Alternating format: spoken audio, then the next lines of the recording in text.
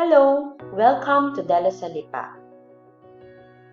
I am Dr. Catherine M. Precioso from the Biology Department and Science area of the College of Education, Arts and Sciences, and I am here to introduce this online course entitled Comparative Anatomy of Vertebrae Laboratory.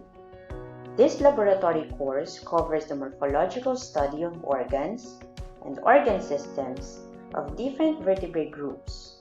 It integrates knowledge of anatomical form with the understanding of physiology and the developmental processes and how these animals change over time.